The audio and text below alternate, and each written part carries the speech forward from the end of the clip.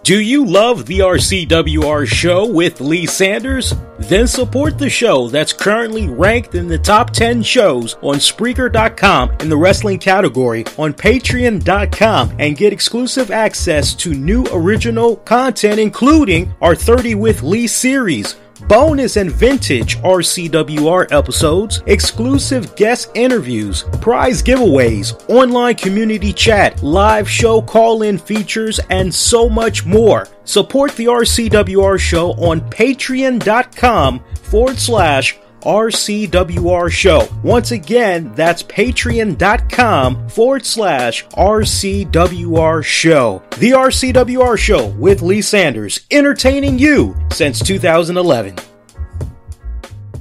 Warning, the RCWR show with Lee Sanders is intended for a mature audience only. The following is an Infinity One Productions presentation, keeping it honest, insightful, and interactive.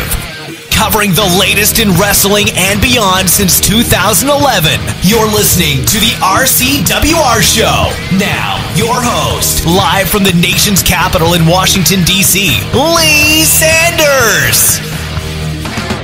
Hey guys, what is going on? You are checking out an all-new special edition of the RCWR show. We are covering WWE Money in the Bank 2018 Fallout for this Sunday night of June the 17th, 2018. Come one, come all. Appreciate you guys that are checking out this episode right now, as we are on multiple platforms doing this live broadcast right now. We are live on Mixlr. We are live on Spreaker. We're live via the RCWR show app, available for free in the Google Play Store. Go download that. Use the keywords, the RCWR show. We are also streaming live on YouTube.com. So, appreciate those of you that's checking this out. We already got the poll that's up right now asking you guys, what did you think of tonight's WWE Money in the Bank? We've got two polls. Take your pick. We've got it on YouTube at youtube.com/the RCWR show. And we also have it available on Twitter.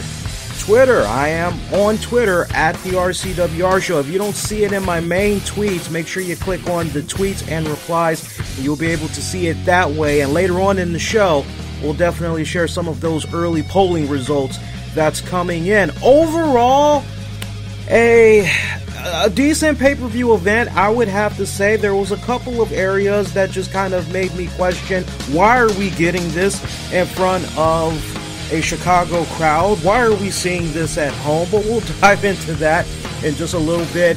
So, literally, Money in the Bank went off the air just about a couple of minutes ago.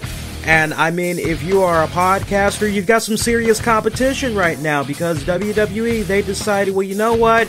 Yeah, we did our 1 hour pre-show. Yeah, we did our actual pay-per-view event that started an hour early, and we went about 4+ hours, yeah. But actually, yeah, when you think about it, because it came with 7, 8, 9, 10, actually 5+ hours, if you really stop and think about it. It's actually 5+ hours that they did a pay-per-view. They decided, no, we're not quite done just yet with the WWE fan base. We actually want to go on ahead and air a network special as soon as the pay-per-view is over.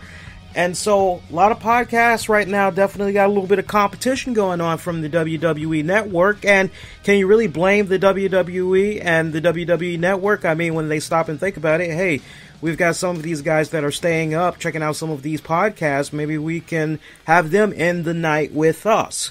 So, bottom line, I actually do appreciate you guys that are going out of your way, as always, when we come on live once a month, talking about some of these WWE pay-per-views that's going down. I do appreciate you guys that's spending your time with me right now, as opposed to checking out that network special. And trust me, Tuesday night's RCWR show, we're definitely going to be talking about it. So, I mean, I guess off the break, one of the things that we can tackle, we're going to kind of go a little bit back and forth. I don't feel like going and this happened, and then I just want to just off the break freestyle, just talk about some of the things that have played out. I mean, we'll definitely do our best to go back in order, but I'm going to be jumping around a little bit, so you got to forgive me in advance. But off the break, with regards to Braun Strowman becoming Mr. Money in the Bank, honestly, well deserved. I have no problem with Braun Strowman becoming the new Money in the Bank guy. I think it's a long time coming. This is a man who, honestly, when you look at when he first had joined the WWE on the main roster, mind you, on the main roster, he was part of the Wyatt family. And anybody that took a look at Braun Strowman way back then honestly had said, you know what? This is a guy I need to keep my eyes peeled on. This is a man who, quite honestly, I see a lot of good things happening for this man's career. At least that's the impression that I and a very small group of people, close-knit friends and family had said when we had first looked at Braun Strowman. We're going, this guy looks like we need to continue to have our eyes on him. He looks like he's something in the making. And he definitely was that main attraction as far back as the Wyatt family goes. He definitely was a man you needed to have your eyes set on, you need to be paying attention to, because he seemed as though he was going to be that breakout guy. I mean, you definitely had those that felt still Bray Wyatt, just a matter of time. He was going to have his big breakout moment, but then right up under Bray Wyatt, you go, well, surely this guy Braun Strowman. And when you just take a step back and you just remember that one of the first times we're introduced to Braun Strowman, and that actually should be part of a hidden gem if it's not already on the WWE network, because I know everybody's talking about the whole Kenny Omega, he's on Hidden Gems, he's on the network, Hidden Gems. Honestly, I think a lot of people forget that Braun Strowman started off as a rosebud, so one of the first times we were properly introduced to Braun Strowman, he was one of Adam Rose's rosebuds. So to see that evolution, and then to the Wyatt family, and then going on to a singles path, showing a lot of poise, showing a lot of promise, continuing to evolve, continuing to get better in the ring, continuing to get very comfortable in interacting with the crowd, continuing to find his character, continuing to hone his craft, and to see the incredible journey leading up to now. Let's not also forget, we just had several weeks ago the greatest Royal Rumble out in Saudi Arabia, where we had saw Braun Strowman win that whole event. And man, to see the Saudi Arabians really love them some Braun Strowman, you couldn't help but walk away from that and go, man, it sucks that Braun Strowman did not win the Royal Rumble, but if there was ever a time and a place where, feels like it's about time to give him the ball, see what he can do, see if he can run with the motherfucker, right?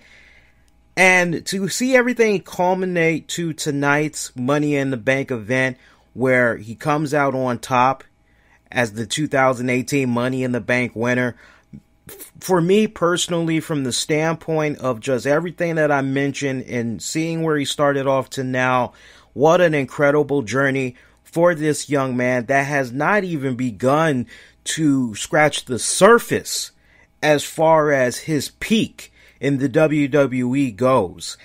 And I tell you, I'm happy for the man.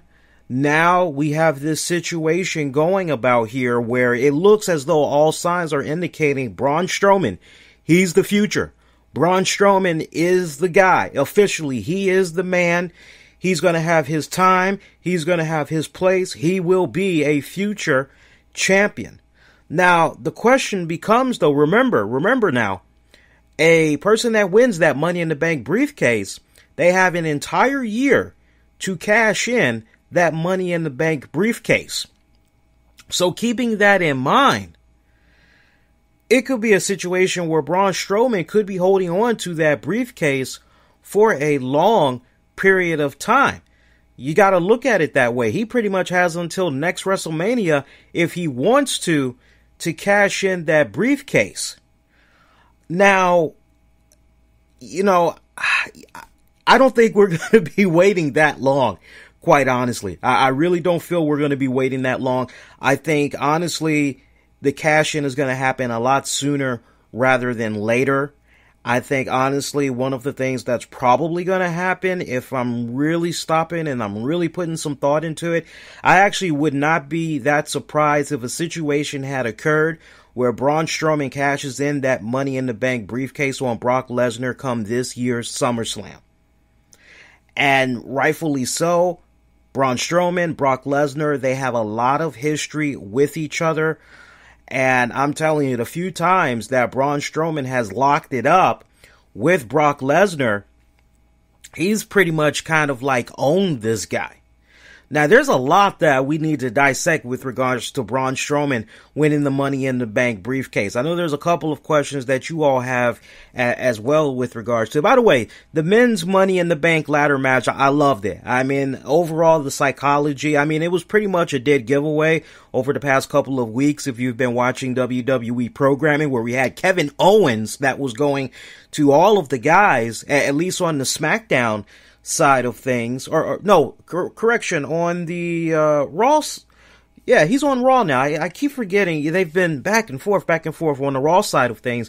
He was talking to some of the guys saying, hey, we need to kind of align ourselves. We need to kind of team up and really make sure that we take out Braun Strowman early on, and then we see, leading up to tonight's pay-per-view event, Kevin Owens trying to talk to as many people as humanly possible to get them on the same page with him and join him in ganging up on Braun Strowman, so that afterwards, after the serious threat is taken out, they can then just focus on fighting each other, and at least this way, somebody amongst them, as opposed to Braun Strowman, has an opportunity to become Mr. Money in the Bank. So you knew that there was going to be some type of an alliance. You knew there was going to be some type of a gang up on Braun Strowman.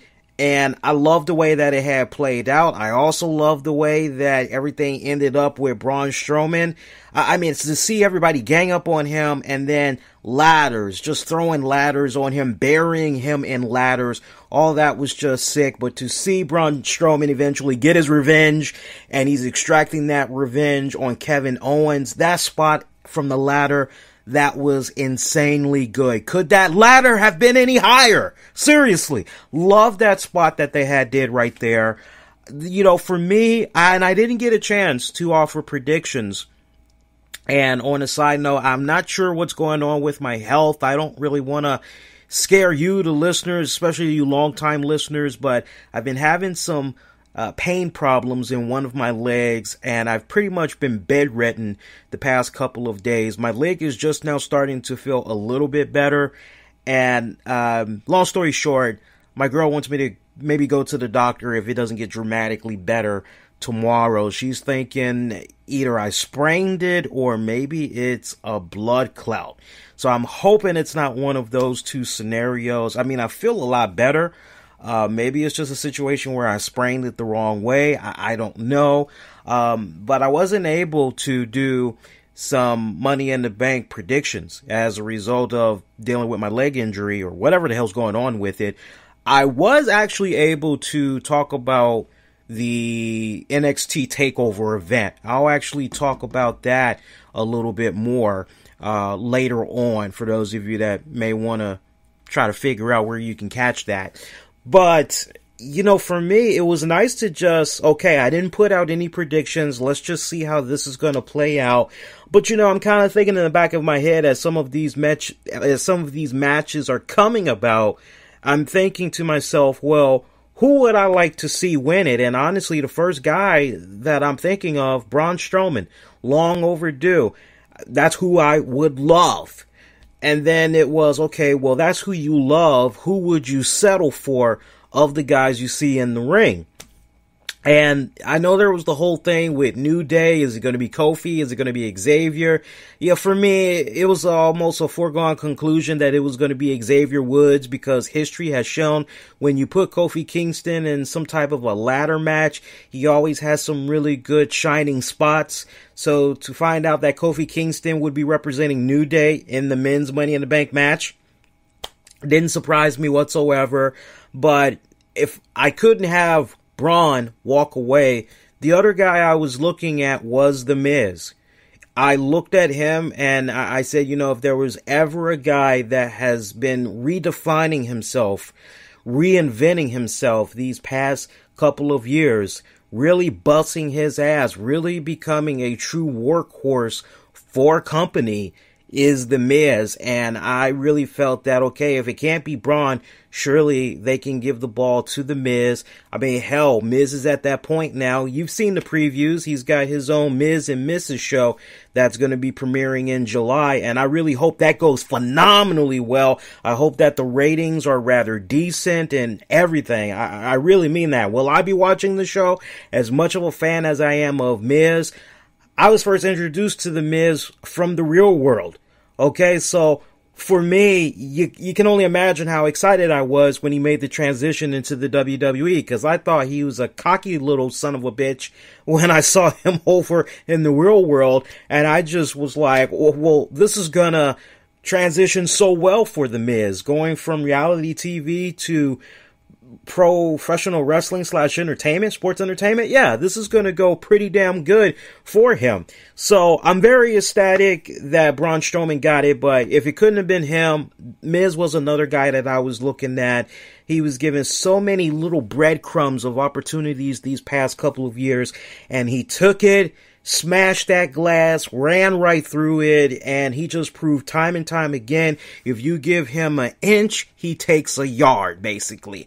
And I'm happy. I'm happy. I still am holding out hope, though, that at some point, Miz will get another run as a WWE champion. I really, really hope so. Whether that comes from the SmackDown side of things or that comes from the Raw side of things, I still feel, and I remember I talked about this a couple of months back, I will still go on record and say that with regards to The Miz, I still feel that at least before 2018 is up, maybe Miz will become a champion. It's very well possible, but if not, I can definitely see sometime within the next 3 years, Miz gets another run as champion. As long as we have two brands and they have their own respected set of champions, anything is humanly possible, boys and girls. Anything is humanly possible. But once they bring it down to just, one brand and they eliminate all the championships, then it's an entirely different story. Want to take this time out, thank those of you that's checking out this live broadcast right now, or those of you that's going to be checking this out on demand. Lee Sanders here of the RCWR show. We've been covering all things wrestling, entertainment, and beyond since 2011. You're checking out a special reaction / review edition. It's our after show edition of the RCWR show, as we are covering WWE Money in the Bank Fallout. So for those of you that's checking out the stream right now, hopefully you guys have been enjoying yourselves. I know we're probably going to have a lot of people that's, especially on YouTube, a lot of people are looking for the matches, and we're just talking about what all had transpired. Your best bet, you may want to wait an hour or two. Check out WWE's official YouTube channel at WWE Fan Nation, or you could check out the WWE.com website, and you should be able to see video highlights of what all you had missed that way. But again, special shout out to our YouTube audience, because I am monitoring some of the interactions and chats that's going on right now. How the hell do we have a 4:3 ratio on YouTube right now? Normally that never happens. That lets me know that there's a lot of people that's actually looking for the actual pay-per-view event. So if you're watching this right now and you haven't given a thumbs up on YouTube, do me a huge favor, give the thumbs up. I really can't help but encourage that, all right? Give the thumbs up. But no, let's continue on. I see an interesting question that was brought up in the chat, which is by Mark, who says, Lee, don't you think Braun could have won the title without the case? Yes, I do believe that. I do believe that straight up. I do believe that he could have won without the title. But see, here's the thing that you guys need to think about. Here's the bigger picture that I want you guys to think about with regards to Braun Strowman becoming Mr. Money in the Bank, and the $1 million issue that we have been having on the Raw side of things with regards to the WWE right now, which is a absent WWE Universal Champion in Brock Lesnar. Now, look, I did not get a chance to talk about it on this past Tuesday's RCWR show, but let me just go on record, and I'm not going to beat this horse to death like so many of my other colleagues have probably done. I know it made the rounds on all the podcasts this week. I try not to, unless it's something really, really critical, something I really need to sink my teeth into, and I'm looking at it from a couple of different angles, from a couple of different perspectives that has not been talked about. If I feel it's just, this is the flavor, this is what everybody else is going to be, I try to steer clear from that, usually. And I can only imagine how many podcasts last week were talking about the whole Brock Lesnar reign, comparing it to what's going on in New Japan and other promotions. Let me say this. The big issue that you have with Brock Lesnar right now is the way that goddamn contract is structured. That contract, we can all be in agreement, no matter how you may personally feel about the WWE product and how you feel about certain stars. One thing we all can be in agreement on with regards to Brock Lesnar and that contract is some crap. That contract needs to be torn up and they need to go back to the drawing board.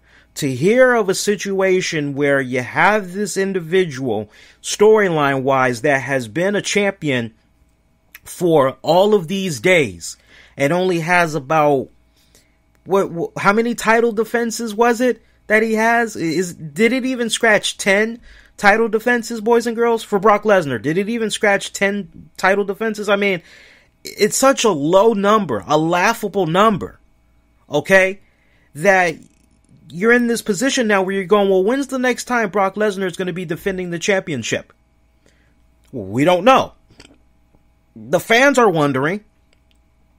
Social media, everybody's wondering. And I got people in the chat saying it's 10. 10 title defenses so far for Brock Lesnar. Okay? That's a serious issue to have. That's a serious problem to have, quite honestly. So, for me, having this in the air with regards to Brock Lesnar, that's bad. It just comes off so bad on so many levels. And I think one of the ways that you remedy this by having it be a situation where now that you got a guy like Braun Strowman, who now has a decision to make storyline-wise. Does he go after the Universal Championship, or does he go after the WWE Championship over on the Blue brand? A serious decision that Braun Strowman is going to have to make. Again, storyline wise. So you can easily stretch that out for like about a month, maybe 2 months. And then when it's finally revealed, okay, well, Braun, who you going to face? Who you going to face? Because, curious minds want to know, have you made up your mind yet? And you can easily kind of do it like that. And honestly, with the way you got Braun, the way I'm picturing things going down, whenever the next time Brock Lesnar and Paul Heyman make an appearance on Monday Night Raw, just to be heckling the crowd, things of that nature, that's when you can have Braun Strowman get right up in the nose of Brock Lesnar and say, glad you're here. Now I can finally tell you to your face, man, I want a shot at that championship. I'm Mr. Money in the Bank, and I'm going to be cashing that bad boy in at this event. So, I mean, when you really stop and you think about it, and you look at the rest of the card, as far as the pay-per-views, like the upcoming pay-per-views that's going to be coming about, I'm actually looking at the next couple. So, of course, we've got the United Kingdom Championship Tournament. That's going to be happening not this week, but the following week. It's going to take place on, well, here's the thing. The event was filmed between it's going to be filmed between the 18th and the 19th, but it's not going to be airing on the WWE Network until the 25th and the 26th of June. So, keeping that in mind, we got Extreme Rules. Extreme Rules, that is going to be coming up on, what is this? What's the next one here? July 15th. It's going to be coming up. And then after that, let's see, it should be SummerSlam if I'm not mistaken. Let's see what we got here. Let's see. Let's say list of WWE. I'm looking at the pay-per-view list right now, so you guys got to bear with me here. 2018. Here we go. All right, I am there now. 2018. Okay, let's see. July. Yep. So July, they got like a whole month. July 15th, they got a whole month to promote the hell out of Extreme Rules, and that's going to be happening in Pittsburgh, Pennsylvania. That's going to be a tough crowd right there. And then August, you got SummerSlam. So honestly, for the next couple of weeks, you can easily have Braun Strowman basically say in storyline, he's going to take his time, he's going to weigh his options, he's going to think about which championship he's going to be going for. And then honestly, I would have to say the night after Extreme Rules, you can easily have on Monday Night Raw, Brock Lesnar, Paul Heyman show up, and that's when you have Braun do the face-to-face confrontation, and you can pretty much do it that way. I think that's the best way you can do it in order to set up SummerSlam. So look, they're going to have a classic matchup. They are. I personally feel that way. I'm looking forward to it, and I do feel that at this point, Braun is going to be the guy. I feel as though Braun is going to be the anointed new champion. He's going to be the new Universal Champion. So it makes all the sense in the world to me. You got to do everything you can at this point. Even if eventually things go back to a Roman Reigns title run, at this point, you got to do what you need to do to get that belt off of Brock Lesnar. Now, look, some people would say, well, Lee, if they're just, all they're trying to do is just take the belt off of Brock Lesnar, why not just have it be a situation where maybe Roman Reigns maybe can slide on in there, finally get the belt from Roman, and then here's the reason why. There is so much hatred towards Roman Reigns right now, it's not even funny. And the reactions that we had got from the Chicago crowd tonight with regards to Roman Reigns, it pretty much spoke large volumes to me. I actually looked at it from a couple of different angles. Again, we're kind of going a little bit all over the place. I know some of you guys like your matches in the particular order that it came from, but we're unscripted here. We're pretty much just freestyling. That's how we do it, okay? So if you want that, and then he hit him with this kick, and then, we're not doing that here. It's freestyle. But again, we're kind of bouncing back and forth. But let's talk about that Roman Reigns Jinder Mahal match. I watched this match. Again, mixed reactions that I was feeling with regards to this match. And before anybody starts coming at me with the hate, I want you guys to hear me out, okay? Because I'm going to look at it from many angles. Then you can pretty much judge me how you want to judge me. If you want to even call it judging, I'm just giving you a couple of points of observation. But as long as I've been watching the WWE product, other than when the situation came about with ECW One Night Stand and John Cena was getting booed out of the arena, he tried to throw his shirt into the crowd, they threw it back. I mean, that type of reaction. This night between Roman Reigns and Jinder Mahal was probably for the modern era of WWE. When you go back to the Attitude Era, you just Attitude Era on. Okay? I mean, not since that ECW One Night Stand event have I seen a crowd so passionate, so vocal towards an individual than what we saw tonight between Roman Reigns and Jinder Mahal. Now, we need to make sure we set the record straight. Jinder Mahal, he wasn't getting any of the heat. He wasn't getting any of the hatred. If anything, mild cheers for the fact that he was beating the crap out of Reigns. But the fans genuinely could not give two craps about this match. And I gotta tell you, I was a little bit heartbroken by this. Heartbroken from the standpoint of these guys, after they did their entrances, Roman Reigns getting unanimous boos from the crowd. Jinder Mahal getting indifferent reactions. Yeah, whatever. Whatever. 5 minutes. You couldn't even clock in 5 minutes as these two men were in the ring and they were facing off against each other one-on-one before the fans started heckling. I mean, it felt like hazing was going on, but it was for Roman Reigns. All the hatred, all the negative energy, it was being aimed towards Roman Reigns. And I did take into account the things that were being said of Roman Reigns. And I gotta tell you, I was watching this alongside, I was watching it with my girl, and we also had some guests, so the guests were into wrestling as well. So, we're all kicking back, we're watching this, and we had the TV blasting, so it was not at all difficult to hear what the crowd was saying, okay? But, my God, you had the fans chant. I'm pulling this up right now because I put the tweet out. I'm pulling this up right now. Bear with me a second here, guys. I mean, this was freaking ridiculous here. Let me pull this up. Here we go. So the fans chanted, delete. From chants of delete to this match sucks to NXT to CM Punk to Velveteen Dream, to end this match, to pass the volleyball. There's something about we want volleyball, something of that nature, okay? You've got all of these chants that's going down. And I gotta tell you, I'm kicking back, I'm dumbfounded by what I'm seeing. I'm kicking back, I'm looking at this, and I'm going, really?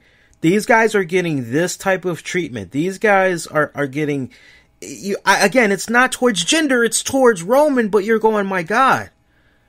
They haven't even, and this is after 5 minutes. I mean, it got worse and worse after the first 5 minutes. After you got past the 5 minutes, a lot of what I had just said was out there. I mean, there was even Y2J chants. It was ridiculous. It was I just couldn't help but shake my head in disbelief that I was seeing it. And it got to the point that I had said, okay, you know what? WWE, and I put the tweet out, I said, WWE, they need to go back and they need to re-strategize as far as what exactly they need to do with Roman Reigns as far as which cities he's going to be performing in front of, what crowds he's going to be performing in front of, because for me personally, Roman Reigns had no business being in attendance in Chicago tonight. With the type of reactions that he was getting, he had no business being out there tonight. And I just couldn't help but just a couple of things. One, be amazed at how well he was able to take that. Now, let's give a little bit of credit where credit needs to be given. Roman Reigns has been experiencing this to a certain degree for some years now. He knows when he comes to Chicago, cities like Chicago, New York, Philly, Jersey, he knows pretty damn vocal. Alright? But this is the worst that I've seen it. And I don't understand whoever was booking, why they decided, okay, we're gonna go on ahead and we're gonna have Roman Reigns perform in front of the Chicago crowd. I don't know who made that decision, but that was a very boneheaded decision. And I won't say you couldn't help but feel bad for Roman Reigns. If anything, I think if you were watching this match, you couldn't help but say, okay, you know what? I actually feel kind of bad for Jinder Mahal. I mean, I honestly felt bad for both men because both men, and you could really, really tell, both men were really busting their ass, really trying to put on an entertaining matchup. They really were. And, it felt as though it was maybe a 3, maybe possibly a 3.5 out of 5-star matchup. That's how it kind of came off. It was just so distracting that you couldn't help but put the damn TV on mute after a while. You even had the fans doing the wave. That's how ridiculous the fans in attendance were getting. And it was sad. You know, now look, I wasn't expecting much from this match, but to the point I actually did when I saw that the match was going to be coming up next. I actually went and used the bathroom. I said, okay, I'll miss the entrances. I'll probably miss a first couple of minutes, but you know what? Afterwards, you know, they should be able to get right down to the bulk of the matter. But my God, man, I was just stunned. You know, it was to the point I almost kind of felt a little bit sad to be a wrestling fan, to see that people were reacting like this to a particular individual. But at the same time, I'm also looking at this from a business/promoting standpoint, and I'm going, okay, you know what? This Roman Reigns guy, love him or hate him, he's able to go out there and he's able to get some type of a goddamn reaction. And I am just so goddamn old school, which is go out there, get some type of a reaction. Any reaction is better than no reaction at all. And he's getting it. He's freaking getting it. But my God. Delete. Let's go Cena. Cena sucks. CM Punk chants. Asshole. Chants for Johnny Gargano. This is awful. Rusev Day. NXT. Boring. CM Punk. Velveteen Dream. I mean, it was ridiculous. And I'm telling you, WWE, they need to be smart. If they really care about their golden child in Roman Reigns, then going forward, they got to be a lot smarter as far as, okay, which cities are the hostile cities? If they're really trying to protect his image and they want him to come off a certain way, they don't want him to come off as a heel or whatever, then they need to go back to the drawing board and they need to say to themselves, hey, do we really want to have this guy perform on national TV or on pay-per-view with this type of crowd? And if they are going to go that route, you know, honestly, it doesn't matter. Well, you know what? I think it does. I think it does matter who the opponent is. Because one could make the argument, would fans have shitted on Roman Reigns if it was Roman Reigns taking on AJ Styles, or if it was Roman Reigns taking on Chris Jericho, or if it was Roman Reigns taking on Shinsuke Nakamura? Would they have crapped all over that? And I think the answer to that is no, because to a degree, these fans have respect for those guys that I just mentioned.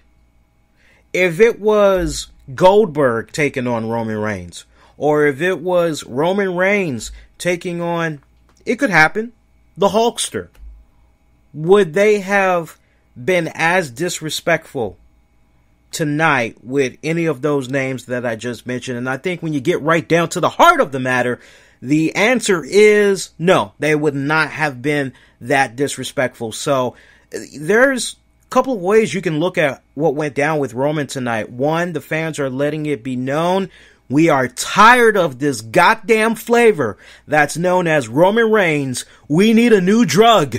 We need something different. One that won't make us sick, and one that won't make us fall asleep. We need a new drug. You know, kind of quote the Huey Lewis and the News song. Okay? So, they need a new drug. They're tired of the Roman Reigns. Can we go into a different direction? And tonight was definitely a very telling tale of what the fans wanted. Now, the real question is WWE going to oblige? And I think with what we saw tonight with regards to Braun Strowman, I think the answer to that is yes, but you gotta put an asterisk by it. Think about what's going on with Roman Reigns right now with the current story arc. Roman Reigns, on the Raw side of things, he has been denied an opportunity to continue trying to compete for the Universal Championship. Storyline-wise, board of directors and all them, they've decided, Roman, you're done. You get no more opportunities. You've had shot after shot after shot. You're done. And I told you guys a couple of weeks ago that storyline-wise, Roman needs to be saying to the authority or whoever, well, if you guys aren't going to continue to give me opportunities to reach to the top here on the Raw side of things, let me be drafted over to SmackDown. And until something like that happens, you're going to continue to have a Roman Reigns in limbo. So it's going to be very interesting to see where they're going to go creatively with Roman Reigns. Now that you've constantly been beating that into viewers' minds that Roman gets no more opportunities, hit the back of the line, pal. You're done. You get no more chances. But I just have a feeling that eventually things are going to come back full circle with regards to Roman Reigns eventually being a champion. And I hate to say I told you so, but I told you guys months back that Roman Reigns is going to be a multiple time champion. He's going to be a face to reckon with for years to come. So, yeah, y'all may get what you want right now, but eventually everything's going to come back full circle. I just hope you guys are ready. I just hope that as passionate as the Chicago crowd was tonight, and the way maybe some people feel in general about Roman Reigns, that collectively you all don't let up and you keep being vocal as far as who you want pushed, who you like, who you don't like, etc. So we'll have to wait and see how everything plays about. So that kind of knocked out two birds with one stone. We talked about Braun Strowman. We just talked about the Roman Reigns Jinder. That was actually a good matchup for what it was worth. And by the way, shout out to those of you that had watched the pay-per-view event. Did you notice the guy that looks like the lead singer of Rush? And don't even get me started on Rush. I was telling my friends, I said, I never could get into Rush. And they were like, what do you mean? Like, are you crazy? Rush is one of the most exciting bands of all time. They're one of the cool. What do you mean you don't get Rush? I was like, well, honestly, I never particularly cared for Rush. I mean, the guy sounds like his balls are in a vice. I never particularly cared for him. I never particularly cared for his music. Oh, but they're like right up there with Queen and, my God, they're like Queen's right. You don't like Rush? What's wrong with you? It's like, I just don't like them. My point, the lead singer of Rush, when he was much younger, you see some of the same people in attendance at a lot of these WWE events, at a lot of these WWE pay-per-views, and I couldn't help but notice that the guy that looks like Rush, he's like in his 20s, he's always with his mom, they always have the really good seats, and, clapping like seals as always. They were there in attendance as always. You had the guy with the hat and with the beard, little goatee, clean shaven everywhere. He's got a little beard, the little goatee, always wearing a lime green shirt. He was there. And you had the guy from, I think, Squared Circle was there. And it was just, you even had I think he was either Hindu or Hispanic looking guy. It's established that he is a plant. He goes to multiple WWE events. He is a plant. And for those of you that's like a little bit younger and you're going, plant, what's a plant? Basically, you have some companies where they have these sporting events, TV show tapings, things of that nature. They say, hey, we're giving away some tickets. We need some extras. We need people to sit here, make it seem as though you're a fan. You're being very interactive and woo, cheer, boo, and all this other stuff. And there's one guy in particular, his face is everywhere on social media. He was, in the same night, he was dressed up as a Bayley fan, and then he was dressed up as a Finn Balor fan. I mean, he just had all the gimmicks. He knows where to look. He knows when to give the right facial expressions and all that for the cameras. But it was funny seeing as the crowd was shitting on Roman Reigns, Jinder Mahal. You had those people that I just mentioned They're sitting on their hands and knees, being very monotone, just looking on at the match. And then once it was over, how they stood up and were clapping, giving a standing ovation. And I just couldn't help but put out a tweet. I said, hell yeah, you guys are going to stand up and clap because you want to keep getting those goddamn premium ticket seats, yeah? I mean, sir, who are you kidding? I'm like, come on now. When you watch the product and the pay-per-views long enough, you know exactly, okay, there's the usual suspects. You know it's getting kind of bad when you don't even see the white guy that is pretty tall, wears the white blazer, and he's got all the WWE logos on it and all that. You know you kind of have yourself a really bad show or pay-per-view. Things aren't really going well creatively when you don't even see him at some of these events. Now, maybe he was there, maybe he's been at the past few, who knows, but that Roman Reigns match, by the way, that pretty much, it was good back and forth. As you would imagine, it would end with a Roman Reigns spear. Go figure. Yeah, whatever. Alright, let's talk about some more of these matches that came about. Alright, so we got those main two out the way. I guess now we can kind of go back. And the pre-show was actually pretty good, by the way. I thought Peter Rosenberg, Booker T, Renee Young, David Otunga, good job as always. Booker T, I don't know if he had some Mountain Dew kickstart or what, but my man was very energetic and passionate. And I gotta tell you, I gotta offer some advice to WWE.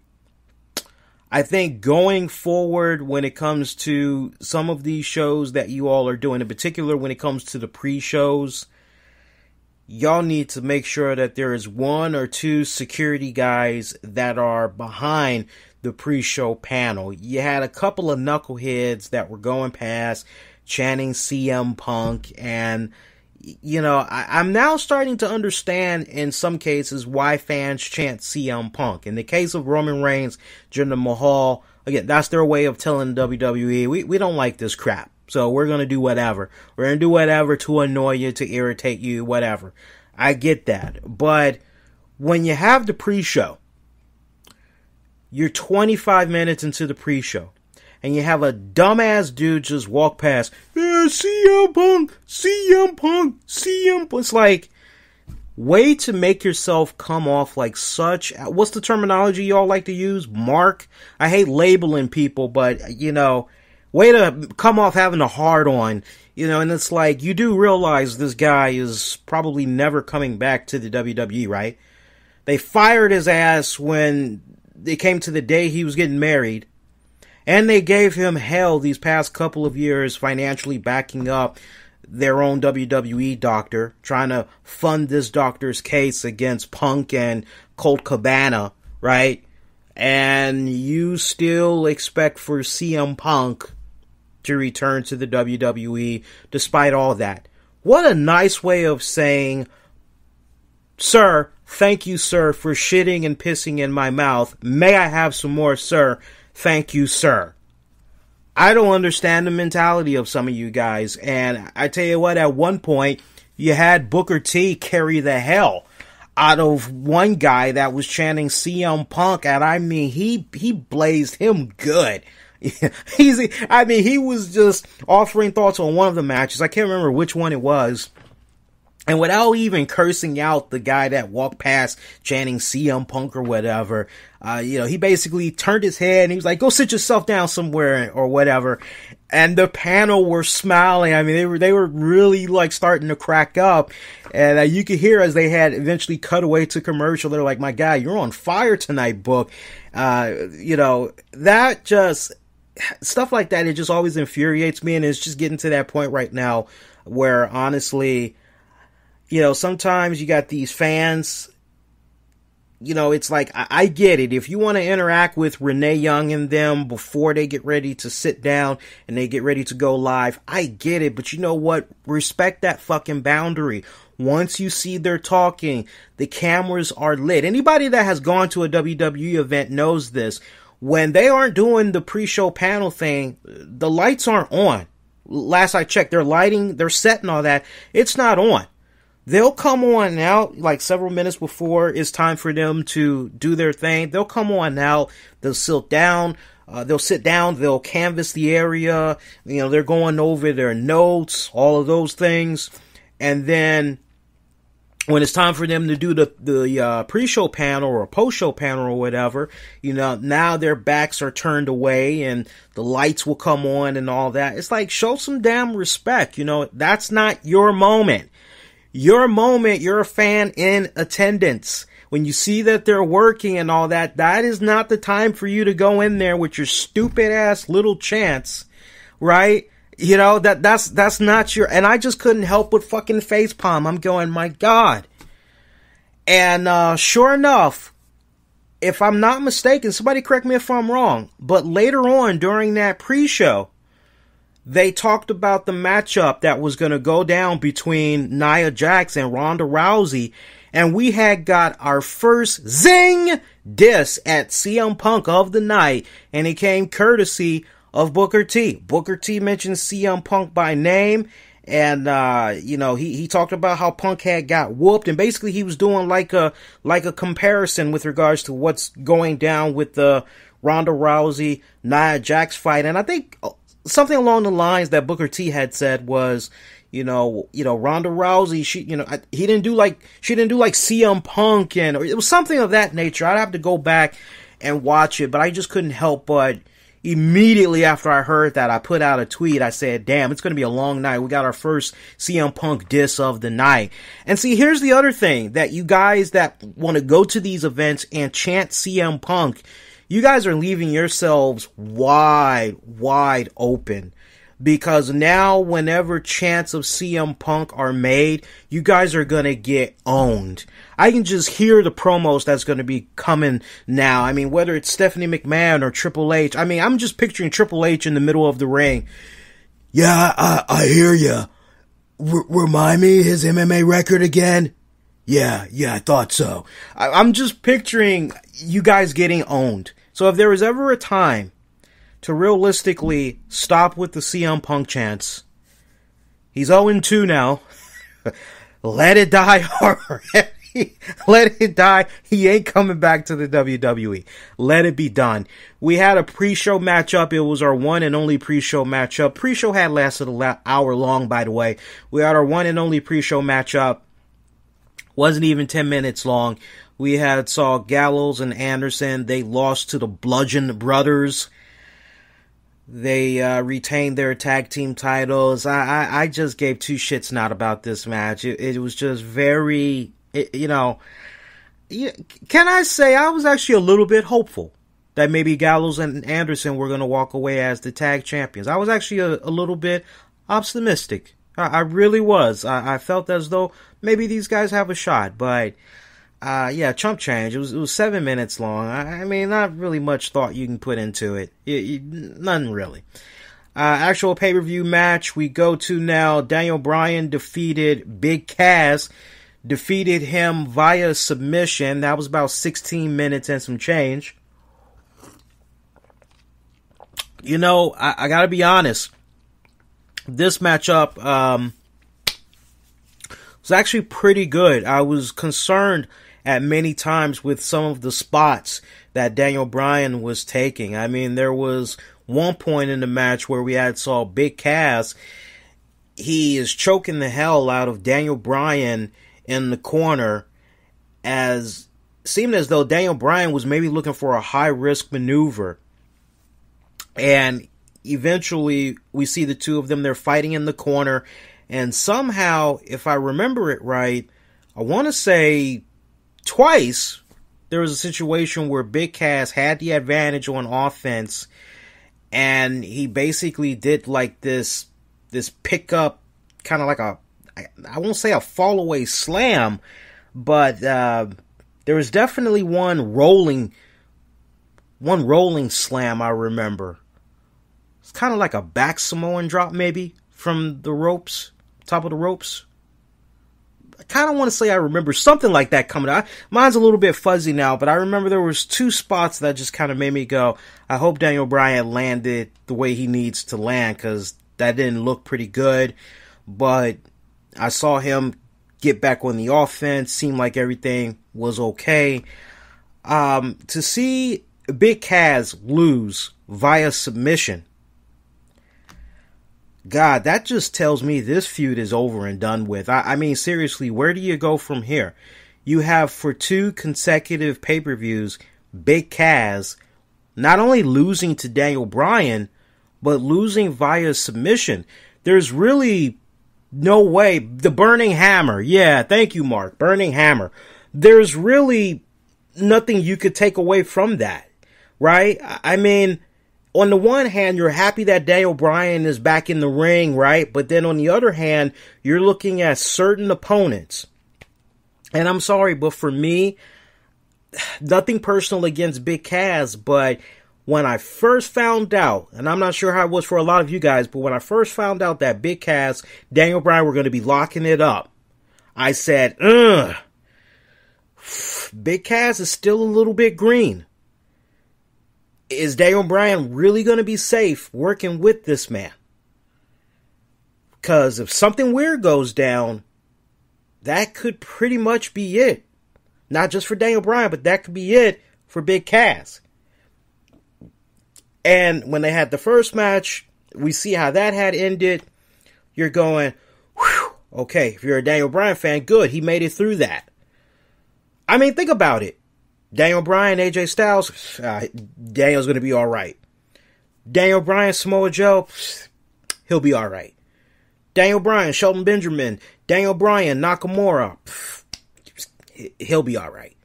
Daniel Bryan, Kevin Owens, Daniel Bryan, Sami Zayn, Daniel Bryan, Roman Reigns. But with a guy like Big Cass, you're going, I don't know. Big Cass is kind of green. So to see these 2 men lock it up again, it was a nail biter for me. I just wanted the match to be over. It was actually a decent matchup. It actually was. Let's pick it up. Let's talk about some of the closing moments of that matchup, and then we'll pretty much move on from there. Hope you guys enjoying the show so far, man. Reminds me, I gotta get into some of our show sponsors and Patreon members in a hot minute. So the closing moments of this match, we saw Big Cass climb up with Bryan, nails a super fallaway slam from the corner. Bryan would then kick out at 2. Fans, very vocal, actually pretty into this match, chanting asshole to Big Cass. We saw Cass, he then would apply the torture rack submission in the middle of the ring. Bryan was able to fight his way out of that, and saw a couple of more pin attempts, near falls. And we saw Bryan finally connect with a series of yes kicks. Cass had grabbed Bryan by his throat. Bryan counters, takes out the knee of Big Cass yet again, delivers a roundhouse kick to the head, leading on the Yes Nation with some more chants. And we saw in the final moments Big Cass getting a little bit frustrated, trying to figure out what does he have to do to finally put an end to Daniel Bryan. He tries to apply another torture rack. As the fans aren't liking this, they kind of feel as though the end is near, and they're hoping that their beloved Daniel Bryan does not tap out. Bryan somehow able to manage to get out of that torture rack, lands on his feet, delivers a flying knee, got a huge ovation from the crowd. Bryan drops Cass into a heel hook submission move in the middle of the ring, and that pretty much had made Big Cass tap out. I would like to think that at this point, to see Big Cass lose twice to Daniel Bryan at consecutive pay-per-views, in these weeks that have progressed, it's a sign to me, I'm not sure to you all, but it's a sign to me that the experiment with Big Cass is not working. As far as him maybe being that breakout superstar, yeah, you know what? Not quite. It's not quite happening just yet. God, let me be honest. Let me be brutally honest. He's failing so far. And, there are some individuals, let me put a nice pretty little ribbon around it. There are some individuals you look at, you say, man, they got the look, they've got the size, they would be perfect as a singles competitor. Man, let's see what we can do with this guy. But then you kind of learn the hard way that, you know what, not everybody is a singles competitor. Not everybody is a main event guy. I look at a guy like Big Cass right now and I say, you know what? The fans are indifferent to Big Cass. To the point, you could make the argument that for every 10 fans that you get that are very familiar with the WWE product and you ask them about Big Cass, I bet you out of those 10, 7 of them may probably say Big Cass was better when he had a guy like Enzo Amore to play off of.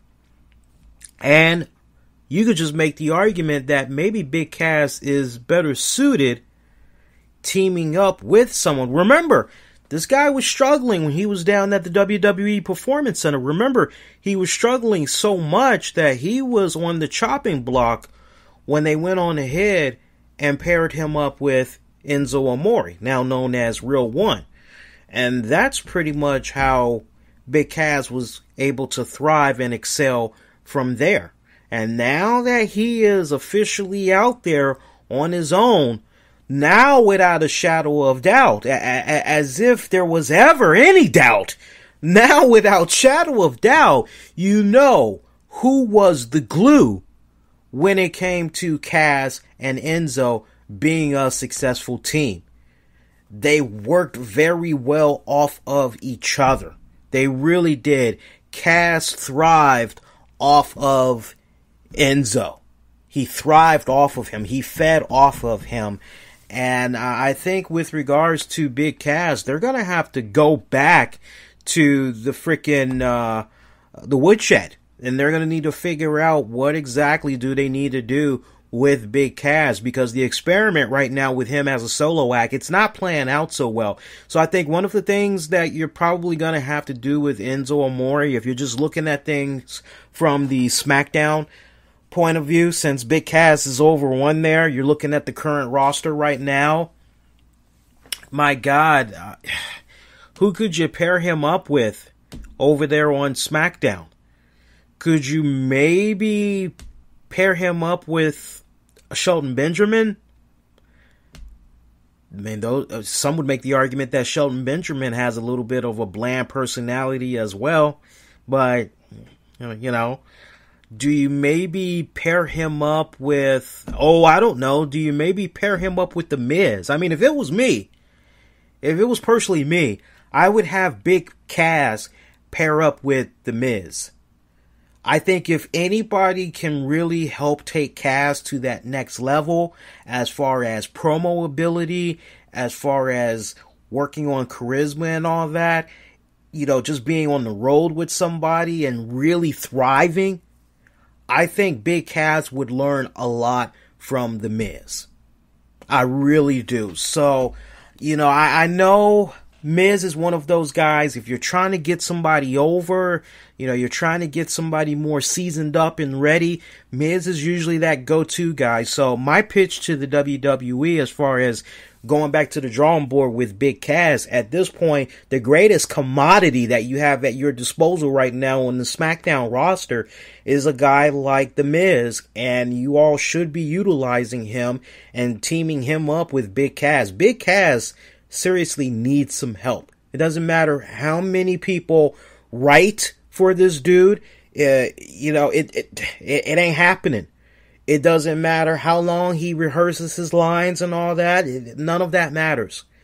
If it's not in the heart, and if it's not flowing, and if the crowd ain't feeling it, if it all is not working in harmony, it ain't happening. So hopefully in the coming weeks, Big Cass, Miz, that's how you do it. And it makes perfect sense to eventually maybe go into a transition like that, because Miz still has beef with Daniel Bryan. So everything connects pretty well. You can easily have it be a situation where, think about it, storyline continuity. You have a situation where Big Cass, the one other time that he had met up with Curtis Axel and Bo Dallas, hey, it's great, we're back together again. Pretty much Axel, Dallas, they're like, no, man. You're a solo act. We're doing our thing. We're happy with what we're doing. You go do your thing. Best of luck to you, right? And so far, since Miz has been on SmackDown, he hasn't exactly been able to find bosom buddies. But when you have a situation like what had went down with Cass, Daniel Bryan, Miz having still unresolved issues with Daniel Bryan, right? Man, simple backstage segment. You can just have Big Cass pissed off that he lost to Daniel Bryan once again. Miz comes up to him, hey man, saw your match that had came down at the pay-per-view with Daniel Bryan. You show some potential, man, but you know what? If I dare say so, you could do so much more if you had the right type of teaching. You might want to consider coming under my wing. I could show you a thing or two. Look at everything I've been able to accomplish in the WWE thus far. What have you got to lose? And you can pretty much just build from there. You don't have to have Big Cass, yeah, I think I will go ahead and join you. You don't have to have him do it right then and there. You can stretch it out over a couple of weeks. And then eventually, food for thought. I really hope they do go in that direction, though. Let's talk about our next matchup. Bobby Lashley defeating Sami Zayn. Man, I put out the tweet. I said, my God, Bobby Lashley raped Sami Zayn like a hungry forest bear does a big old jar of honey. I mean, he mauled the hell out of Sami Zayn. Thank God. I hope this feud is over. I never really was into this feud. And what I saw on Monday Night Raw this week, I wasn't sure with regards to the segment of Bobby Lashley taking on Sami Zayn. I wasn't sure if I was watching Monday Night Raw, if I was watching fucking American Ninja. I mean, seriously. I was ecstatic to see this match. Was only about 6 minutes long. Alright? And Bobby Lashley the match played out exactly how I thought it was going to play out. Which was Sami Zayn. He comes on out. He's playing Ring Around the Rosie with Bobby Lashley. He's not so quick to go one-on-one physical. A little bit of cat and mouse in and out of the ring. But eventually Lashley would get a hold of. It went down exactly the way I had thought it was going to go down. There was nothing surprising here. Let's move on already. Honestly, separate these guys. Sami Zayn did the best that he could with what he was presented to him, and you can't help but, if you're a Sami Zayn fan, be like, you know what, Sami deserves better. If anybody could have maybe got a little something out of Bobby Lashley, maybe Sami could have been that guy, but there's just nothing there you can really extract from Bobby Lashley. And I know I was on this show a couple of months ago talking about, all right, Lashley is back, and hey, I saw what he was doing in Impact Wrestling, and, under the right type of booking, maybe this go round things will look up and bright for Lashley, but it is off to a very, very meh start right now. You remember how I had said to you guys off and on the show with regards to Bobby Lashley, that Bobby Lashley, had he not left the WWE, Vince McMahon was probably, maybe eventually going to make him become a WWE champion. You go back to the feud that he had with Vince McMahon. McMahonism! Vince McMahon, hardcore. Yeah, my God. That's just funny when you think about that. Vince McMahon, do-rag. Vince McMahon, ECW champion. And he's feuding with Bobby Lashley. Now I kind of go back down memory lane, and I think about, well, what would have happened had Bobby Lashley stayed in the WWE would he have eventually became a WWE champion? Or is what we're seeing right now, which is very bland, which is very mediocre, would that had been enough back then? And I think the answer to that is no. I need to see more personality come out from Bobby Lashley. I need to see less smiling, and I need to see more ruthless aggression. Get mad, damn it! I need to see more, get angry, get mad. I took your lunch money. What are you gonna do about it, damn it? I need to see, something come from Lashley, and I'm just not getting that. And I think until Lashley really breaks that wall, he's only going to go but so far. You would think that the way things are looking with Big Cass, you would like to believe that surely the same rules definitely apply to Bobby Lashley as well. So much for the theory of, well, you got Bobby Lashley, he's coming in, and Bobby Lashley's coming in, right? And he's gonna be like the guy that's possibly gonna be a threat to Brock Lesnar's title ring. But the way that he's just been booked so far, you're left scratching your head. You're going, well, what the hell? Why is this guy who is an established MMA fighter and all that, NCAA champ, why is he in the ring with Sami Zayn? And if there was ever a time to do some type of a swerve with the Sami Zayn Lashley match, you could have did a swerve. Alright, well, the fans are expecting for Lashley to maul the hell out of Zayn. More the reason why we need to have Zayn win the match. And they didn't even do that. So, do they go the heel route with Bobby Lashley? I saw a big bulk of his tenure in Impact Wrestling.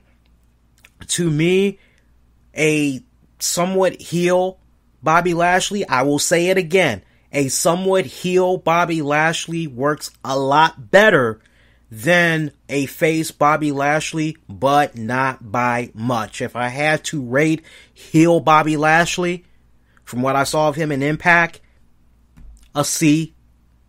Maybe a C minus. Had potential. A lot of potential. Could have been even better. But that's being very modest too. Some people would probably say D minus. I'm being very gracious saying C minus for heel run. Put it to you this way. It would almost be as, no, I'm not gonna say that. No. Well, no, I've already teased it. No, him being a heel, it would almost kind of be like, when Apollo Crews gets mad. I mean, that's basically Bobby Lashley. That's it in a nutshell. I'm going on to the next match. I'll let you guys marinate on that for a few ticks. Seriously. Want to take this time out. Thank those of you that's checking out this edition of the RCWR show. You are checking out our reaction / review after show as we're talking Fallout from the Money in the Bank pay-per-view event. So if you guys have not done so already, make sure however you're checking it out right now, you click the heart, you click the like, your thumbs up, add it, all that good stuff. Appreciate the love and support as always. I know we're going to have a lot of people, again, they're going to be looking for, well, where's the video highlights? If you're looking for video highlights of the pay-per-view event, your best bet, try WWE on YouTube at WWE Fan Nation. And then you can also go try the WWE.com website. And then if you've yet to get a WWE Network subscription, it is free. I'm just plugging it. I ain't making no money plugging WWE. So go check it out when you guys get a chance, and you'll be able to check it out all month long that way. Got nothing to lose, a lot to gain. Talk about our next matchup. Alexa Bliss had defeated Becky Lynch, Charlotte, Ember Moon, Lana, Naomi, Natty, Sasha Banks. Money in the Bank ladder match for the women's championship contract. Again, Alexa Bliss. I was a bit perplexed when it came down to Alexa. This was another match I looked at and I said, who would I really love? I would love Becky Lynch. Who may possibly come out and get it? I said, well, how about Amber Moon? Young, up and coming, only been on the main roster for 2 months. You know, you want to kind of build her up a little bit more. Yeah, sure, why not? Lana, still very green. Naomi, she's had her time. Natty, doesn't need the Money in the Bank briefcase contract. You know, she's very decorated. I mean, her last reign had proved that she could become a champion at any time, at any moment. Sasha Banks, cue up Justin Timberlake, Cry Me a River. I don't know about you, every time I turn around, she's crying over the least littlest thing. She's had enough shots as it is. For me, I'm going, you know what? Becky Lynch, the unsung hero. Becky Lynch is the one that has just been in purgatory. So, for those of you that are checking this out on the downloads right now, man, did we have one serious fuck up? I don't know what the hell was going on, I have been doing this show for a very long time, and let me tell you, I remember the days when Google Hangouts and all that was very unreliable when it comes to connectivity. But that was not the issue tonight. It was not a Google Hangout issue whatsoever. It looks like there is a Verizon issue in my area. And I literally just got off the phone with tech support not long ago. And they couldn't even tell me what the hell was going on. But they were able to tell me that my home was not the only home in the area that was having issues with connecting to the internet. TV's fine for many households in my area. For some reason, when it comes to the internet, we don't know what's going on. So a technician is supposed to be coming out in who knows when. So the issue is probably going to be resolved by the time I go out for work in the morning. Now, the way I am connected right now, I actually had to go on ahead and use my cell phone plan as a hotspot to do the remaining of this after show for you guys right now. So I do appreciate you guys that might be checking this out live right now, as I greatly appreciate it. We didn't even have that many more matches to talk about. We pretty much were almost done. So let's go ahead.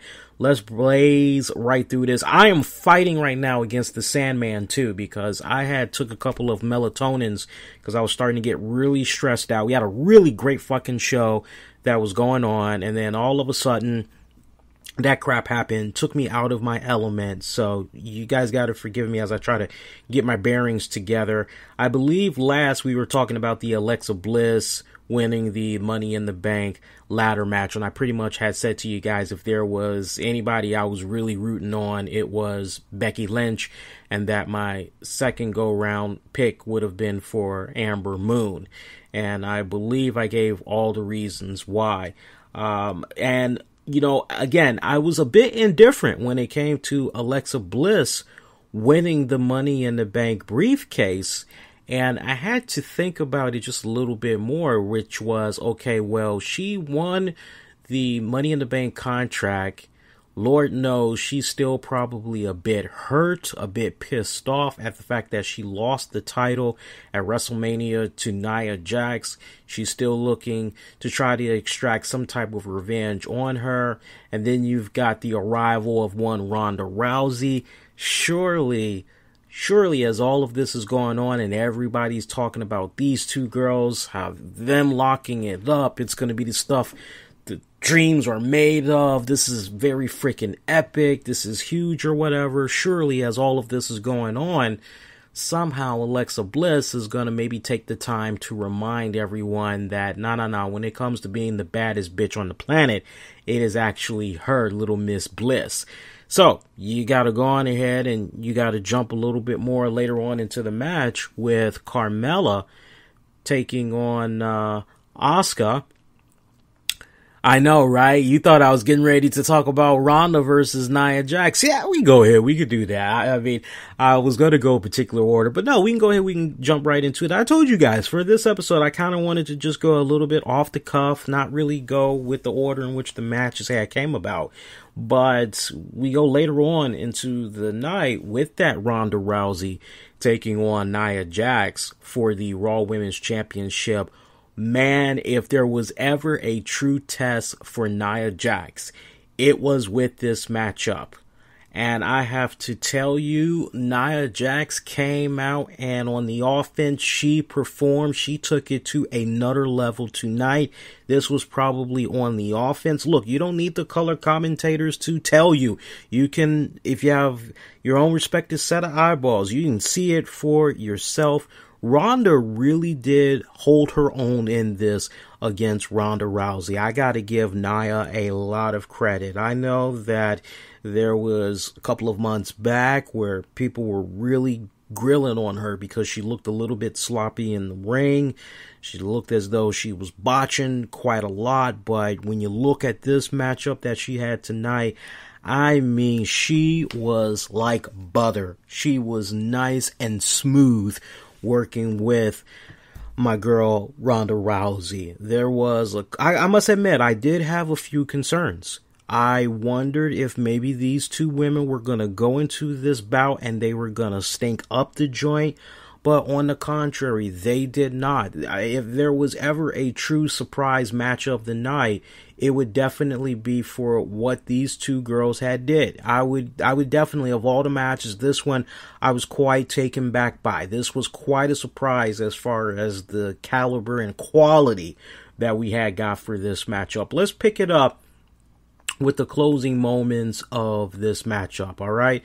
So we had saw a situation come about where in the closing moments of the match, we had saw Ronda Rousey come off the ropes, and she had did a big Samoan drop. Again, Nia Jax, she catches Ronda Rousey off the ropes with a big Samoan drop. Tried to go for the cover, but that was only a 2 count. Jax would then sit up, showing a lot of signs of frustration all throughout this bout, wondering what the hell does she have to do to get this match over and done with. What does she have to do to finally put the nail in the coffin of Ronda Rousey and lay claim to being the baddest woman on the planet? Jax would then run from the ropes looking for a leg drop. Ronda Rousey managed to move out of the way in time. That made Jax hit the canvas really hard on her hip, right? Kind of rear end, if you will. Jax then charges into the corner, but had met nothing but a steel post, shoulder first, as Rousey comes in smelling there's now blood in the water. Rousey grabs Jax for the armbar, that trademark armbar submission hold on the ropes, as Nia Jax quickly had grabbed it, had the referee step in, had to break all of that up. Rousey now falls from the ropes to the floor. Rousey goes to the top rope as Jax slowly is recovering, checking up on her arm. And for the first time ever since we had last saw Ronda at WrestleMania perform, here we have this scenario go down where Ronda Rousey is being aerial. Ronda Rousey goes up to the top turnbuckle and does a beautiful, pretty decent, I've seen better, but it was decent. She did a really nice, cool, big crossbody to Nia Jax that only got her a near fall. Rousey gets back on the offense. She now has the hot comeback, just unloading on the offense to Jax. Rousey then comes with a nice modified version of a judo throw that only got her a 2 count. And then she went for a modified rock bottom, if you will. I mean, the way she put her own unique spin on it, it was actually pretty cool. It was a bit blocky, a bit sluggish, that and the judo throw that she had did. Because it just kind of seemed like, okay, I'm going to take this hand, I'm going to put it here, and then I'm going to take this and put this here, and then now it didn't come off as smooth and well executed as it should have been. It kind of seemed as though the two girls really did not have that rehearsed leading up to this match. It really didn't seem as though they had spent enough time on that particular move, followed up by that modified rock bottom. But after Rousey connected with that modified rock bottom, she would then go for that trademark armbar submission hold. Jax is screaming her ass off. Looks as though Jax is eventually getting ready to tap out. as looks as though we're about to have a new Raw Women's Champion, when all of a sudden Alexa Bliss comes from out of nowhere, hits Rousey in the back with the Money in the Bank briefcase. This has the referee call off the match due to disqualification. The winner by DQ is Nia Jax, and still your Raw Women's Champion. But wait, it's not over yet. As all of this chaos is going about, Bliss continues to unload on Ronda with that briefcase. Eventually, it sends Rousey out of the ring. Now you got Nia Jax in the middle of the ring, and Bliss unloads that briefcase on Nia as well. Finally, we see Bliss. She's ready to cash in that Money in the Bank briefcase. She's looking at the ref, telling him, hey, I want to cash this in. And the ref is like, are you sure you want to go ahead and cash it in? And she's like, yeah, but then she has this look of disdain on her face as she realizes that Ronda Rousey is starting to come to outside of the ring. So she quickly takes that briefcase, rolls out of the ring, meets up with Ronda, who's trying to catch her breath over at the announcer's table, trying to get her bearings together and find out what the hell had went down. And wham! Once again, Alexa Bliss hits Ronda Rousey with the Money in the Bank briefcase, and then sends her crashing over the announcer's table, over into some chairs. That's it for Ronda Rousey. She is now officially out of it. Bliss then goes back into the ring, hits Nia Jax again with the Money in the Bank briefcase. And keep in mind, each time Alexa Bliss is in the ring and she's hitting Nia Jax with that briefcase, she's in no way going for the head. Right? She is just going for the shoulder that Ronda Rousey has spent several minutes on during this bout. Okay, so keep that in mind. So, Nia, favoring the hell out of that arm, crying her behind off as Bliss finally turns in the Money in the Bank briefcase, cashes it in. It is official. The bell rings. We had saw Bliss pretty much grab Nia Jax, did a nice low drop DDT, went for the cover. That was a near fall. And then from there, we had saw Bliss go to the top rope, looked for a twisted Bliss, connected well, came away with the Raw Women's Championship. Your new Raw Women's Champion, Alexa Bliss. I love how this pretty much had catapulted Alexa Bliss back into the limelight once again, and now you have this main antagonist in Alexa Bliss that, honestly, you've got Ronda Rousey now, and you've got Nia Jax, who both are going to want to respectfully get their hands on Alexa Bliss. How is this going to play out? Are we now going to have it be a situation where a new number one contender is going to be crowned, or is it going to be a triple threat match? So, as far as, okay, I have to watch Raw to see how all of this is going to be addressed, I love the carrot that was dangled in front of us, given how everything had played out. That was actually pretty badass. And if you really kind of stop and really think about it, it's kind of nice now that it's a situation where now we just have to be concerned with one Money in the Bank winner, which is Braun Strowman, as far as when is he going to be turning in that Money in the Bank briefcase, right? Now, at the time that we're still doing this stream right now, Nia Jax actually had put out a tweet just a few minutes ago saying, not the ending I was hoping for, but can't help but be proud of what Ronda Rousey and I accomplished tonight. She is the real deal. Hashtag Money in the Bank. I gotta say, that was a very good surprise of a match. A little bit short. It was about just a little over 11 minutes, but I tell you, the fact that now Alexa Bliss is the Raw Women's Champion, and she's got that big bullseye on her back. I mean, look, you knew that there was unfinished business between Alexa Bliss and Nia, and I just love, just from the storyline standpoints, how all three of these guys just intertwine with each other. I love it, and it's going to set up some really great riveting programs for some weeks to come leading up to the next pay-per-view event. So, we got that one. Let's keep it going. Let's talk about another women's match. We had Carmella take on Asuka. Carmella had defeated Asuka to retain the SmackDown Women's Championship. She had a little bit of help. I gotta tell you, Carmella, just the body language that she told going into this match, very confident, was not at all moved in any type of way by the one known as Asuka, the former undefeated NXT Women's Champion, and just the great run that she had when she had first came on over to Raw, being undefeated all the way until she met up with Charlotte Flair, right?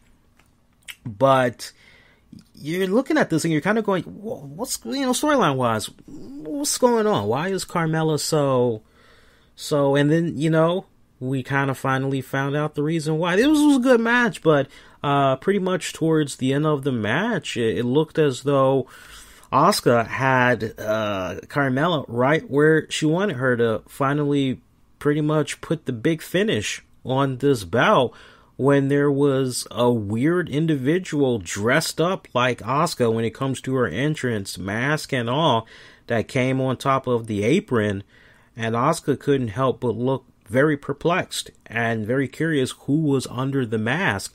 And we had saw Carmella try to attack Asuka from behind. Asuka was successfully able to hold off that little bit of offense that was coming from Carmella. Once again, she looks back to this individual and is trying to figure out, who the hell is this character that's literally dressed like Asuka. And this individual will eventually remove his mask. It was a he. And it would be none other than James Ellsworth. And this just made Asuka just look very perturbed, pissed off, wondering what the hell was he doing there. We saw Carmella take advantage of this distraction, basically had rolled up Asuka for a 2 count. Asuka then drops her and turns her attention, back over to James Ellsworth. But, by the time all that went down, Carmella super kicked the hell out of Asuka, went for the cover, and boom, was able to retain the SmackDown Women's Championship that way. We saw Carmella and Ellsworth celebrating, dancing in the moonlight as they made their way to the backstage area. And, if you're an NXT fan, and you're an Asuka fan, you just got to be looking at what's going on with Asuka right now, and you've got to be wondering, what the hell, man? We saw this great run that this girl had. This was a Triple H girl. We saw her do all these incredible things over in NXT. She came up on the main roster, had a really good several months of dominance, and everything just came crashing to an end at WrestleMania with Charlotte. And and now you fast forward even a little bit more, and these losses, if this is not the second loss, this is the third loss that Asuka has sustained since WrestleMania. And you just can't help but feel a little bit disappointed with how things are kind of going right now with Asuka. Now look, I'm not saying that Asuka should have remained undefeated. I'm not saying that at all. But when you look at everything that's been coming about with Asuka, the only thing that makes relatively some type of sense is maybe you can make the argument, one of the things that's kind of hurting Asuka is the fact that she does not have the English language down at 100%. And as a result of that, that's pretty much been hindering her. You can't help but wonder if she didn't have as strong of an accent when she did speak English, and her English was not as broken, if it would be a lot different. If she would even maybe still be undefeated to this very day, if all of that was on point. You can't help but respectfully ask those questions, to the point of asking yourself if there ever is going to come a time when Asuka will become a women's champion, be it on Raw or be it on SmackDown. Will it eventually happen? You just can't help but feel. You really can't, because now with this loss that she suffered, it just really makes her look like a joke. Just from a storyline standpoint, to the point that you're saying to yourself, well, who could possibly step up now? You're just looking at the current landscape over on SmackDown. Okay, Becky Lynch does not get the nod, right? Okay, so you know, who's next? Over on SmackDown, Becky don't get the nod. You got the iconic duo; they're on the rise. Mandy Rose is doing her thing. I was about to say Shayna Baszler, not Shayna Baszler. Sonya Deville. You know, they're all coming along over there. But you know, who's the next threat? Who is the next serious threat to try and challenge Carmella? The only thing that you have going on that you can wrap yourself around right now is that the feud between Asuka and Carmella is not over and out. The fact that there was controversy that had went down, I would suspect that coming up on SmackDown, we're going to see Shane McMahon, Paige, they're going to be like, hey, look, we don't know how the hell James Ellsworth weaseled his way back into the mix and everything, but he's back because of the interference that came about from him. Yes, without a shadow of doubt, Asuka, you deserve another opportunity, and we're going to make sure that you get that opportunity. It's going to be, who knows, maybe a no disqualification match. James Ellsworth is banned at ringside. Take it a step further and basically say, hey, as far as James Ellsworth, anybody tries to interfere on behalf of Carmella, they are going to be disqualified. And, or rather, Carmella, you will be disqualified, and as a result of you being disqualified, automatically the title will change hands. So, I mean, unless you put some interesting stipulations like that out there. But I do feel that these two are going to continue to lock it up. So, I mean, you got to take a little bit of comfort in that, just a little bit. Let's talk about some more of these matches we got. I'm just looking at the card here. I'm seeing what we have left. Yes, we did not talk about that match, and we did not talk about that match. All right, so we have two more matches to talk about from what I'm able to see here. And those two matches, let's go ahead, let's go there. Seth Rollins taking on Elias for the Intercontinental Championship. Damn good match. Almost came close to clocking in at 20 minutes. These two guys, they actually put on a damn good classic matchup for the Intercontinental Championship. I was really rooting there for Elias. I was really pulling for him, thinking that tonight was going to be the night for my man Elias, but not quite. Let's pick it up with regards to the closing moments of this matchup. Hope you guys are enjoying the show so far. If you are, be kind, rewind, check out previous episodes of the RCWR show you may have missed, available on great platforms such as Spotify, iHeartRadio, TuneIn, iTunes, Stitcher, Spreaker, too many platforms to name, all over the place. Use the keywords, the RCWR show. You can also get at me on Twitter, Instagram, Facebook, Periscope, at the RCWR show. Closing moments of Seth Rollins taking on Elias. We had saw Elias do his best effort to dodge the hell out of the curb stomp, as Seth Rollins at one point was cranking up the band trying to get the crowd involved, but Elias managed to roll out of the way, hit the floor outside the ring. Rollins would eventually bring the fight to Elias. Rollins runs into the ropes as the action would eventually get back in the ring. Rollins runs into the ropes, tries to go for a dive, but Elias catches him, sends him into the barrier. Elias would then send Rollins into the post, steel steps. Elias would eventually bring the action back into the ring and connect it with that nice, pretty Macho Man flying elbow. That only had got him a near fall. Elias gets back up first, but Rollins blocks the drift away. Elias then beats Rollins down. Elias takes Rollins to the top, climbs up. Rollins manages to slide down and goes for a buckle bomb, but his knee gives out because throughout this match, Elias was actually homing in on that leg of his. So Elias tried to go for the drift away again, but Seth Rollins managed to block that, rolled up Elias only for a 2 count. Elias would then reverse that. That only got him a 2 count.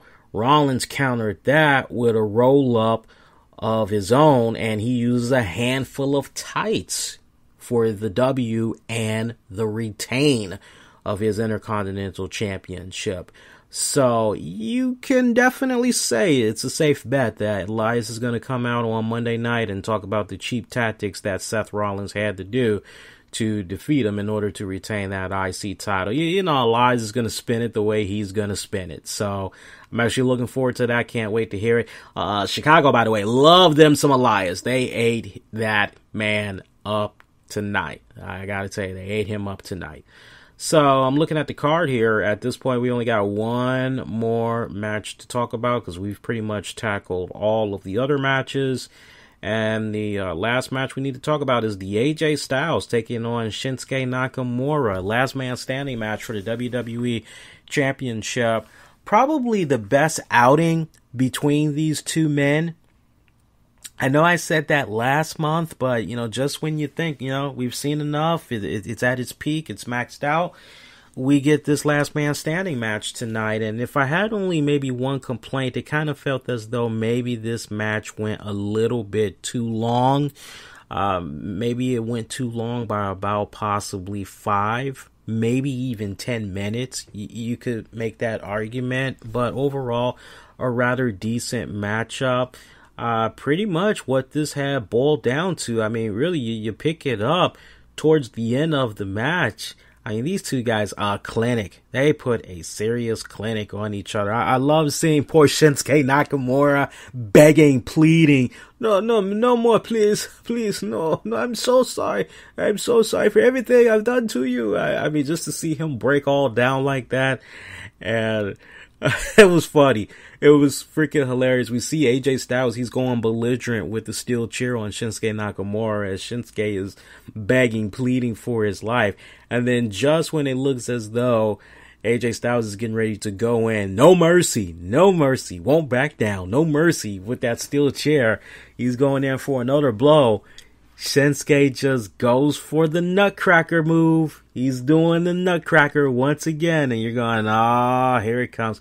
AJ Styles actually went down on the ground. Referee was counting. I love that. He started counting. AJ somehow manages to get up, and these two guys are going back and forth with each other again. AJ eventually gets the upper hand. All this is happening outside of the ring in the final moments of the matchup. And they're going back and forth, slugging it out. And then at one point, AJ gets the upper hand. Shinsuke's looking on like, come on! He does the hand gesture and everything. And AJ just looks at him like, okay, you want me to come on? And he just beautifully kicks him in the fucking balls. I loved it. I ate that up, man. I ate that spot up. I loved it. And then from there, AJ Styles pretty much went back inside the ring. Climbed on the no, he did not climb on the top turnbuckle. Actually, he got ready to do a super forearm. What does he call that move anyway? The flying forearm, basically. I think that's what he calls it. Mine's a little bit rusty right now. You guys gotta forgive me. Phenomenal forearm. That's what he calls it. The phenomenal forearm. He went for a phenomenal forearm off the top rope and just went crashing into Shinsuke. I mean, that phenomenal forearm definitely had met the face of Shinsuke Nakamura as both of them went crashing through the announcer's table. And pretty much, AJ Styles was able to stand barely as Nakamura was not able to come up before the 10 count, and AJ Styles was able to retain the WWE Championship that way. Like I said, it was actually a really good matchup. It was just a little bit too long. I think, honestly, if they could have trimmed it by like about maybe 5-10 minutes, that would have sufficed, quite honestly. But overall, I would have to say that this matchup, the entire pay-per-view card, it gets a pass. Honestly, in retrospect, excuse me, folks, for a 5+ hour pay-per-view, for me personally, I could have done without Bobby Lashley taking on Sami Zayn. I honestly could have done without that one. I could have done without the Bludgeon Brothers taking on Gallows and Anderson. You could have just had that play out on SmackDown as far as I was concerned.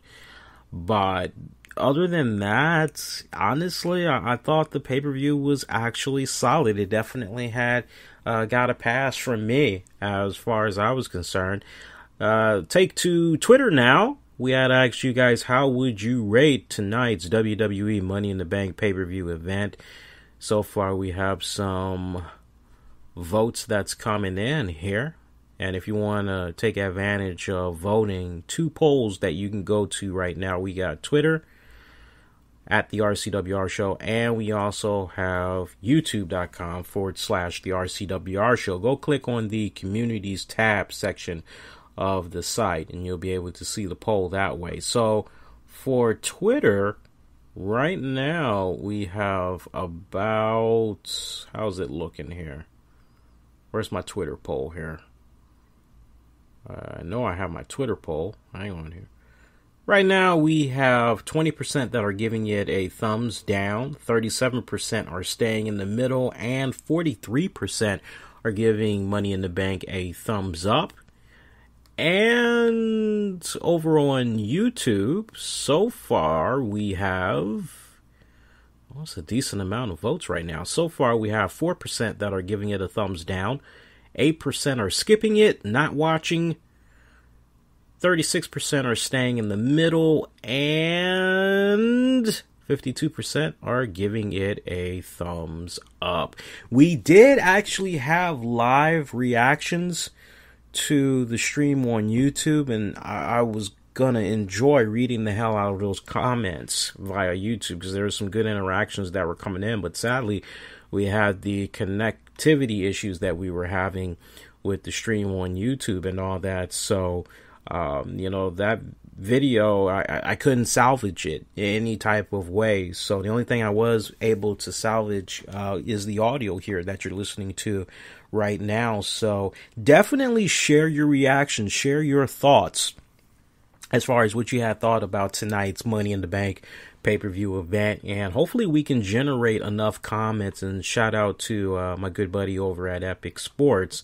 Hopefully we can get enough reactions from RCWR Nation and the good community over at Epic Sports, get you all's thoughts on what you thought about tonight's Money in the Bank pay-per-view events. Now, next edition of the RCWR show is going to be coming up on Tuesday night, June the 19th, 2018. As soon as SmackDown goes off the air, I will be streaming live on Mixlr, on YouTube, and on Spreaker, assuming we're not going to have any internet issues. Before we get ready to wrap up this edition of our Money in the Bank 2018 after show, we want to take this time out and we want to thank the following Patreon members, and we want to thank the following show sponsors, because without these individuals' kind contributions, shows like what you're checking out right now would continue to not be free.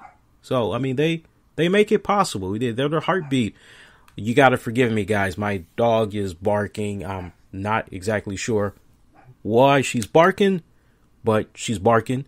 It's kind of crazy, I know. But anyway, so our Patreon members, got to give a shout out to them because, like I said, they are the heartbeat of the RCWR show. Without them making the kind contributions that they are able to make on a monthly basis, shows like what you're checking out right now would not be free. These guys help us pay the bills when it comes to everything show related. Shout out to the beautiful and the lovely Courtney Summers. Shout out to Michael Wolf. Shout out to John Davis. Special shout out to my good friend Anthony Missionary Thomas of Wrestling Soup. And shout out to Joe Raymond Jr. Also, shout out to our show sponsors for this edition of the RCWR show with Lee Sanders, as we are brought to you in part by Business Loans Consultants. Give them a call, toll free, 1-800-460-8679. Once again, that's 1-800-460-8679. Business Loans Consultants, helping you for all your financial needs for your respected business. Also, Destination Vacations Travel Agency. If you need help planning your next vacation, don't have the time to search for the best deals and locations? Destinations Vacations Travel Agency can help. Give them a call. Toll free. I wish it was. No, it's area code 630-491-6864. Again, area code 630-491-6864. Or visit them on the web. DestinationVacationsTravel.com. That's DestinationVacationsTravel.com. The RCWR show with Lee Sanders is also brought to you in part by MyLotteryWinningSecrets.com. Learn from a lottery winner that won the jackpot 7 consecutive times with his great tips and methods. MyLotteryWinningSecrets.com. Hey, in the need of great jewelry gift ideas for him or her? Check out my good friends over at BeckettJewlery.com. They offer low prices at great quality. They're a family-owned business operated in the U.S. All products are shipped from the U.S. BeckettJewlery.com. Beckett Jewelry. Love more, spend less.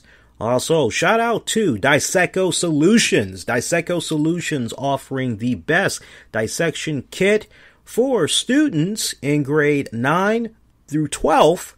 And you have some really good dissection tool kits for teachers.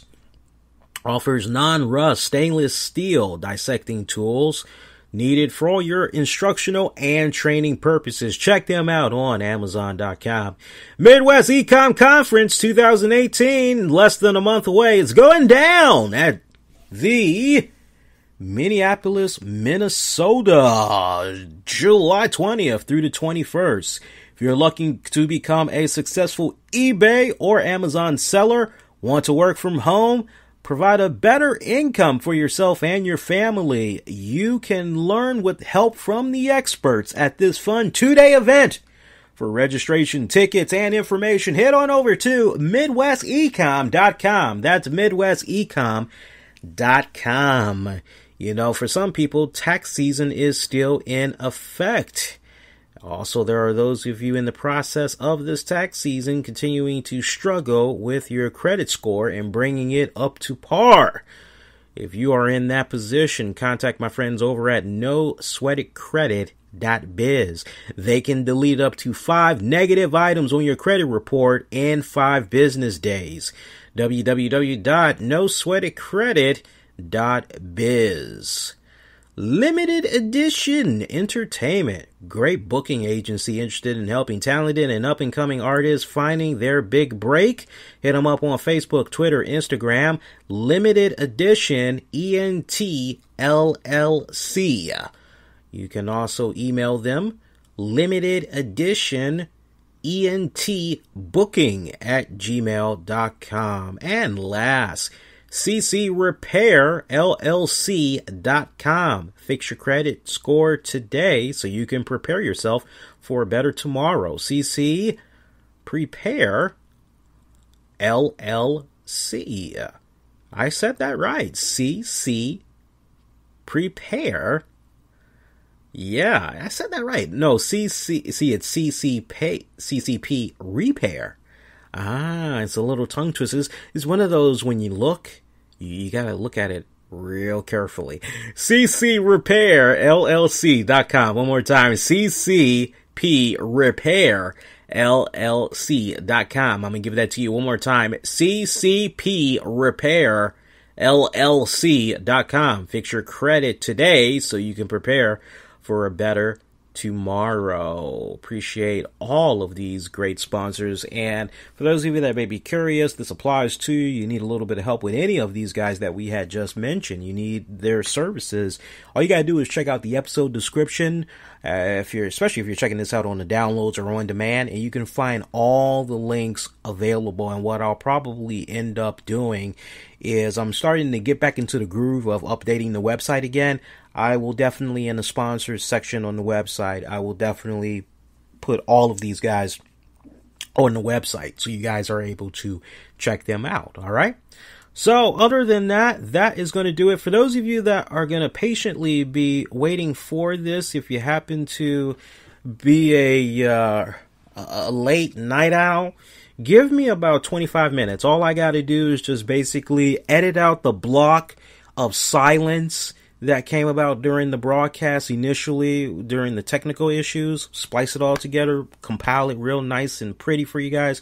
But that's going to do it. I will check you guys out this coming Tuesday night with your reactions to tonight's Money in the Bank pay-per-view event. Until next go round, I'm wishing all of you all to be safe.